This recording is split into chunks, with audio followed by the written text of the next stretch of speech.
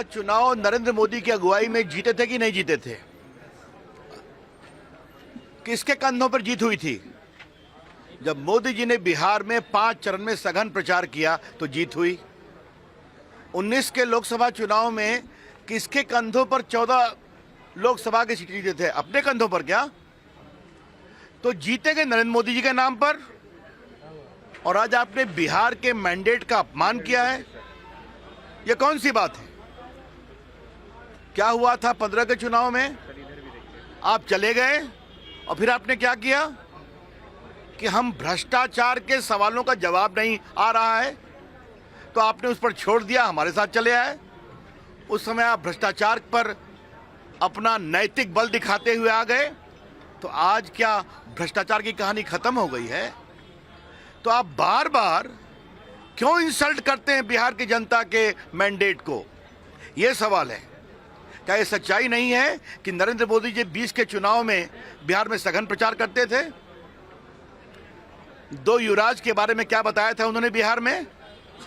तो जो मोदी जी ने सघन प्रचार किया तो जीत हुई, एनडीए की सरकार बनी। तो जीतेंगे नरेंद्र मोदी के नाम पर लोकसभा विधानसभा, और आज आप तोड़ देंगे।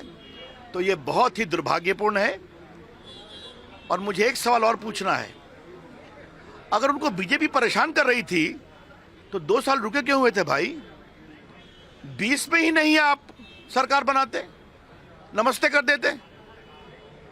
तो सत्ता का सुख लेंगे, मोदी जी के नाम पर जीत का आनंद लेंगे और आज छोड़कर चले जाएंगे। तो बिहार के जनता के इस मैंडेट का अपमान हो रहा है, जिसकी हम निंदा करते हैं। More reactions now pouring in. Sharad Yadav has also weighed in. Listen up.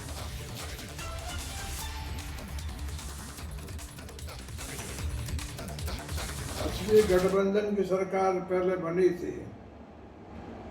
लोगों का जो मताधिकार था वो इसी गठबंधन को था। इस गठबंधन को ही जनादेश था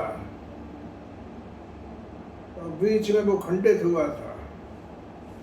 लेकिन अब वो जो जनता के बीच में से चुनाव जीते थे वही लोगों की सरकार बन रही है। इसलिए मैं इसका स्वागत करता हूँ। असली गठबंधन की सरकार पहले बनी थी।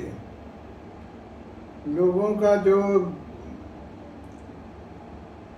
मताधिकार था वो इसी गठबंधन को था। इस गठबंधन को ही जनादेश था और बीच में वो खंडित हुआ था।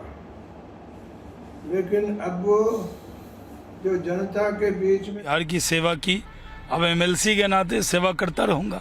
क्या लग रहा है ये जिस तरह से बिहार 2020 के जनादेश का ये उल्लंघन नहीं है? जिस तरह से 2017 मेरी पार्टी की तरफ से बयान दिया गया है, की तरफ से आया मैं सिर्फ इतना कहूंगा, ये बहुत दुर्भाग्यपूर्ण है।